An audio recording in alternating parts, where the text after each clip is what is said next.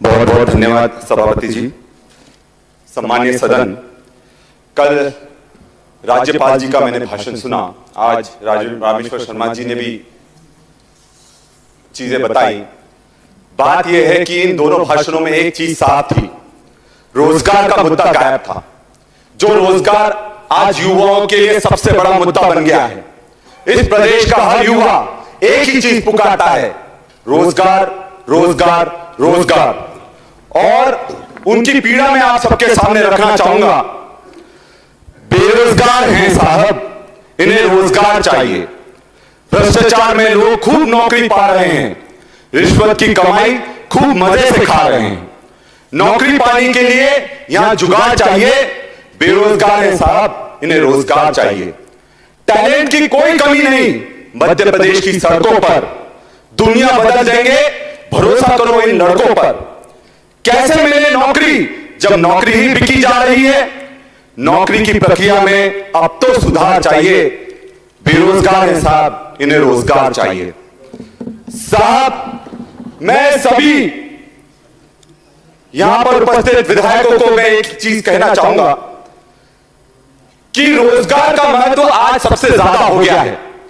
मैं खुद कॉम्पिटिटिव प्रतियोगिता परीक्षा से निकलकर डॉक्टर बना, सर्जन बना, और उस प्रतियोगिता परीक्षा की मैं पीड़ा समझता हूं कि जब 3-3, 4-4 साल आपकी परीक्षा नहीं आती, परीक्षा आती है तो रिजल्ट नहीं आता, रिजल्ट आता है तो उसमें भ्रष्टाचार हो जाता है। और यह सबसे बड़ी चुनौती इसलिए भी है क्योंकि मध्य प्रदेश में जब भी बच्चा कोई परीक्षा देता है तो वो बच्चा परीक्षा नहीं दे रहा होता सर, पूरा परिवार परीक्षा दे रहा होता है। और परिवार को डर लगा रहता है कहीं बच्चे के मानसिक संतुलन ना बिगड़ जाए और बच्चा आत्महत्या ना कर ले।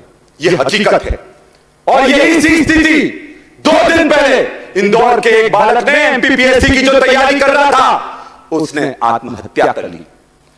उसके आत्महत्या करने से शायद कुछ लोगों को फर्क नहीं पड़ेगा, पर यह सिस्टम के मुंह पर जबरदस्त तमाचा है। क्योंकि आज अगर हम अपने बच्चों को रोजगार नहीं दे पा रहे हैं तो हम उनके लिए कुछ अच्छा नहीं कर रहे हैं। और सबसे बड़ी बात मैं सभापति जी के सामने रखूंगा। आज मेरा एक तारांकित प्रश्न था कि कितनी भर्तियां हुई, उनकी कब विज्ञप्ति निकली, और विज्ञप्ति निकली तो उसका क्या हुआ, और अगर विज्ञप्ति निरस्त हुई तो उन बच्चों को वह पैसे वापस करेंगे कि नहीं करेंगे। मैं आपको बताना चाहूंगा सभापति जी, उस प्रश्न का मुझे उत्तर नहीं दिया गया। क्या यह विधायक के प्रोटोकॉल का उल्लंघन नहीं है कि प्रश्न पूछे जाने पर उसका उत्तर नहीं दिया जाए। मैं एक और बात कहता हूं कि मध्य प्रदेश में सरकार, मुख्यमंत्री बहुत वादे करते हैं, और जिस तरह के वादे अतिथि शिक्षकों के साथ किए गए, अतिथि विद्वानों के साथ किए गए, आशा कार्यकर्ताओं, आंगनवाड़ियों के साथ करेंगे, सबको छल लिया गया है। और आज बेरोजगारी, पलायन का सबसे बड़ा कारण है। मैं एक आदिवासी हूं, आदिवासी अंचल से आता हूं। हमारे पूरे लोग गुजरात जाते हैं नौकरी करने के लिए। क्या कारण है कि उनका रोजगार झाबुआ में नहीं मिल पाता, आदिवासी अंचल में नहीं मिल पाता, उनको बाहर पलायन करना पड़ता है क्योंकि उनके पास रोजगार नहीं है।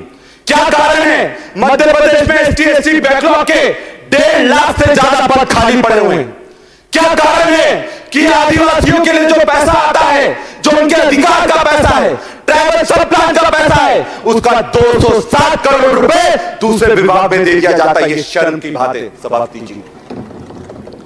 और सबसे बड़ी बात, मध्य प्रदेश में रिटायरमेंट की उम्र 62 से बढ़ाकर 65 करने जा रहे हैं। 5 लाख लड्डुओं की तो बात बता रहे हो, पर 5 लाख रोजगार कब दो ये भी बताओगे हम आपको। और 5 लाख रोजगार जिनको मिलना था आपने उनको हटा दिया। आपको ये समझना चाहिए कि अगर आप कोई सेवानिवृत्त 5 लाख लोग हो रहे हैं तो 5 लाख युवाओं को रोजगार मिल जाता, 5 लाख कर्मचारियों को प्रमोशन मिल जाता।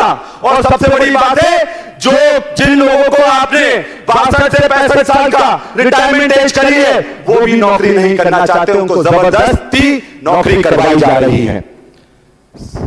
मैं एक बात आप सबसे खुलकर कहता हूं कि रोजगार को लेकर बहुत सारी बातें हैं, पर हमको एक परिवार के रूप में इस पर कुछ ना कुछ काम करना पड़ेगा। क्योंकि अगर हम उन युवाओं को रोजगार नहीं दे पाए, आप कब तक उनको लाठियों से डराओगे, कब तक डंडों से डराओगे, कब तक जेलों में बंद करोगे? अगर एक भगत सिंह बन गया तो सबको तबाह कर रख देगा, क्योंकि हम लोग भगत सिंह बनना नहीं चाहते हैं, हम लोग वो घाट में चीज लेना नहीं चाहते हैं, क्योंकि यह महात्मा गांधी का देश है और हम जानते हैं कि हमारे अंदर भी भगत सिंह है, हमारे अंदर भी चंद्रशेखर आजाद है और हम लड़ने से पीछे नहीं हटने वाले। हम लोग महात्मा गांधी के लोग हैं, हम गोडसे के लोग नहीं है, तो माफी मांग लेंगे। विषय समाप्त कीजिए, 5 मिनट हो गए। आज मैं 2 पंक्तियों के साथ अपनी बात को समाप्त करना चाहूंगा कि मध्य प्रदेश में युवाओं की क्या स्थिति है। पिछले 2 दशकों में मध्य प्रदेश में बेरोजगारों की एक ही कहानी है, दर दर भटक कर युवा झोंक रहे अपनी जवानी है, अपनी जवानी है। बहुत बहुत धन्यवाद। Thank you. शैलेंद्र जैन जी, सम्मानित सदस्य।